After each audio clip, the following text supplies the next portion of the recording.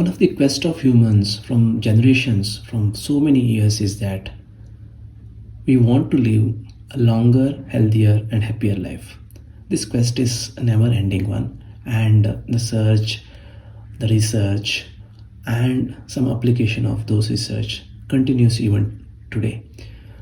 For many generations, everybody thought and tried to apply what makes someone to live a longer life, a healthier and happier life, so that those actions, those principles, those lifestyles, whatever has been followed by somebody, can be applied to our own life to live longer and happier life.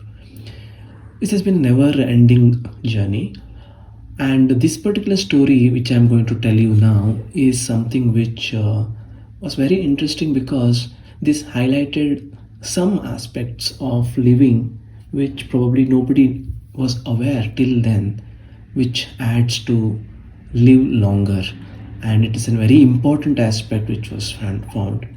And this story I had read first time in the book Outliers in sometime back. It was the book was written by Malcolm Gladwell, and it is one of the beautiful stories. In the introduction itself, it comes. The story's name is The Rossetto Mystery.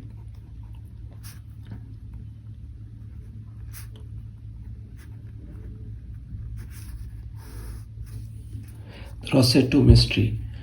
Rossetto is a small town in Italy, around 100 miles southeast of Rome. And this is a story he was talking about in the late 1800s. The people living over there had a harsh life because they were not economically very sound. They had to do a lot of hardships in their day-to-day life to live well. And that is when around 1882 the Rossetto people migrated to the US. About 11 people, 10 adults and one school boy. 11 people migrated to US. They came and stayed near a place called Bangor in Pennsylvania. They stayed there. They did not have anything.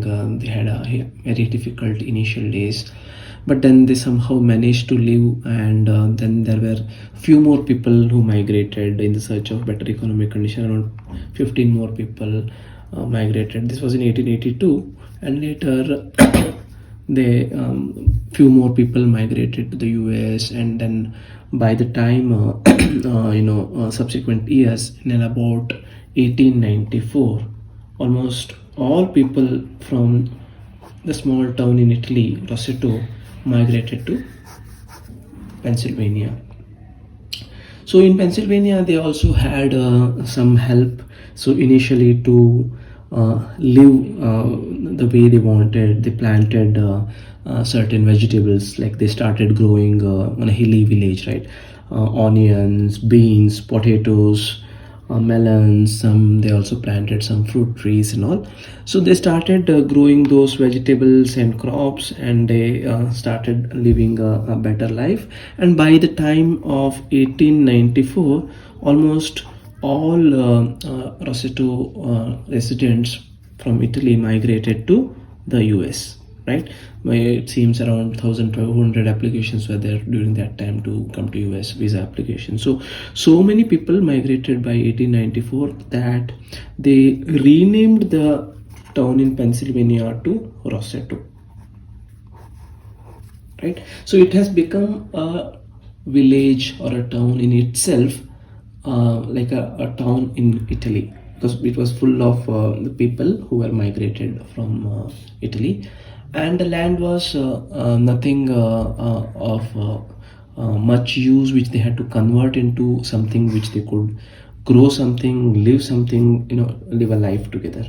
So that's how they started their life back in 1894. And they were living their life, and probably it was a town within itself, and nobody probably would even know, apart from if it was not for one doctor whose name was Stuart Wolf, who was from a physician from Oklahoma. If it was not for him, we would not be even knowing this story, is what Malcolm Gladwell says in that book. The reason why this particular story is interesting is because when this doctor went for some medical talks across the cities, when he comes near to Roseto, a bit nearer to there, he meets a friend after one of his talks to his another doctor friend, and a doctor friend, his friend, he says one important a mystery where he says that I have seen so many people with heart diseases in my practice for so long, but I have not seen anybody in Roseto who is less than 65 years old who had a heart disease. So this remark, the simple remark which said less than 65 years, no heart disease, no one had heart disease, right, in Roseto.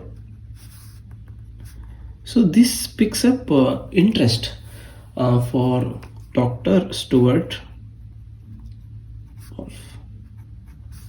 He started to ask a bit more about it to his doctor friend as to what is this about. I mean, it was so common. This is back in 1950s, by the way. I mean, that time there was not much research on cholesterol or any other things like that. And in those days, when he heard about this particular statement from his friend saying no one in Roseto had heart disease less than 65 years old, he started to ask a little bit more about it. What is it that makes the difference, right? And try to find out through his research as to what made them live like that, and a bit more about bit more about what is it that was causing such a unique situation or a mystery.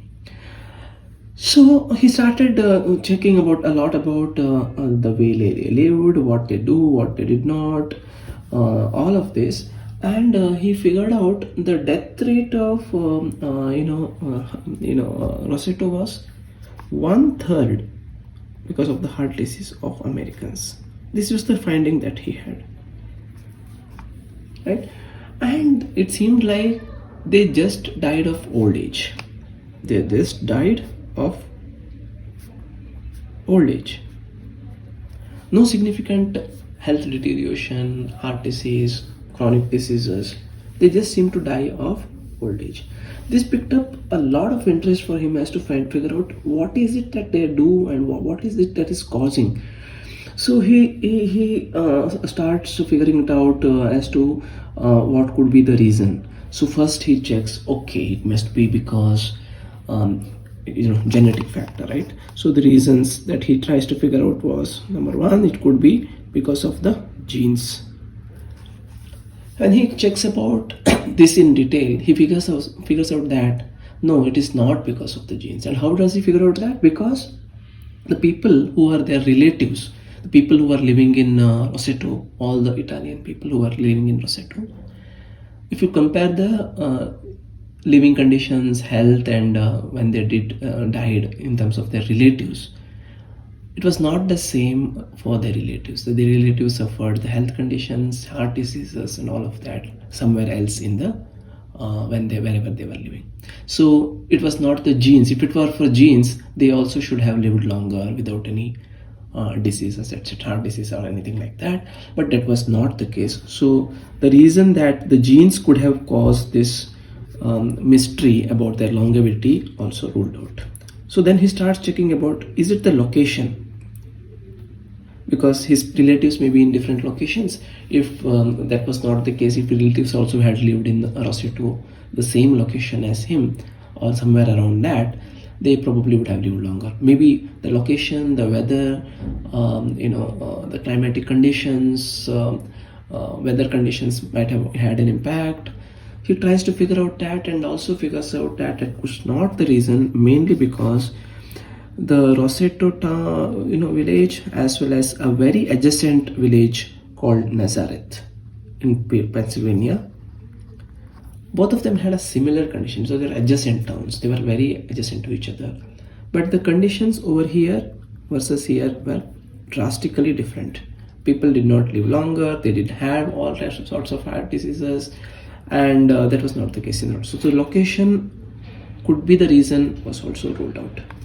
And then obviously the next one, he tried to figure out, is it the the kind of food they ate which caused them to live longer? Is it any special food that they prepare or they eat or they maintain?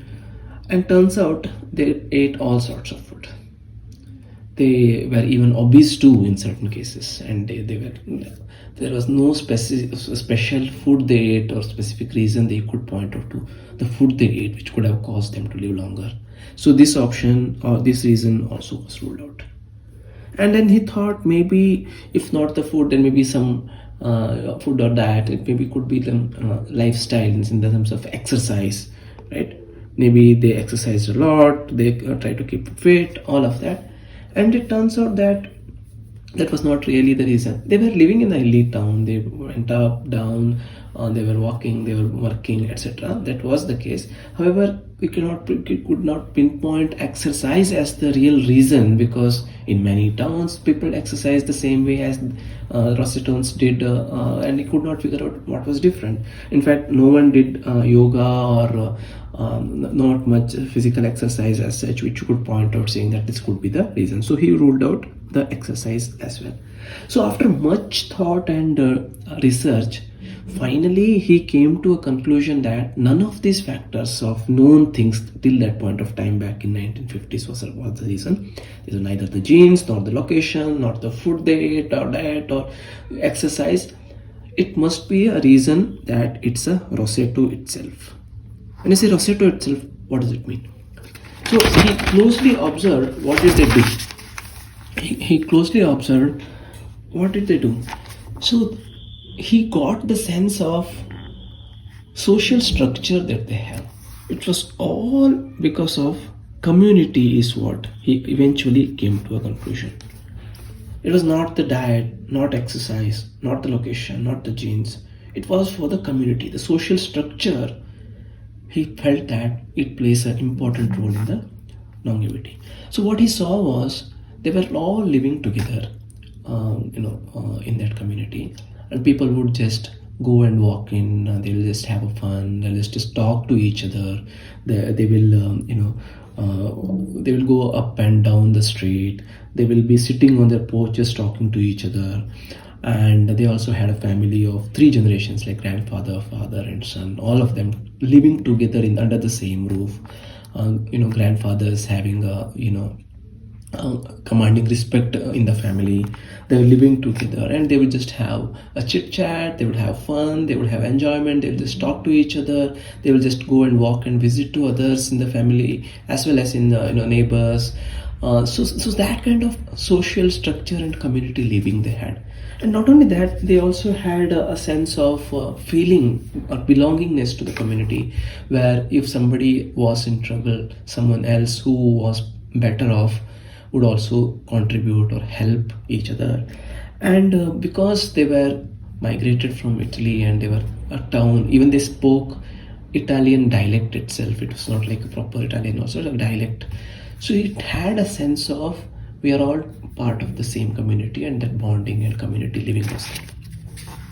So all this aspect, living together, sharing their bonds with each other, sharing, caring when there was somebody was on need, right? And having fun together, right? Sitting on the porches and talking, what do you call porches, talking, sitting at porches and talking to each other, all sorts of these things. And 3 generational families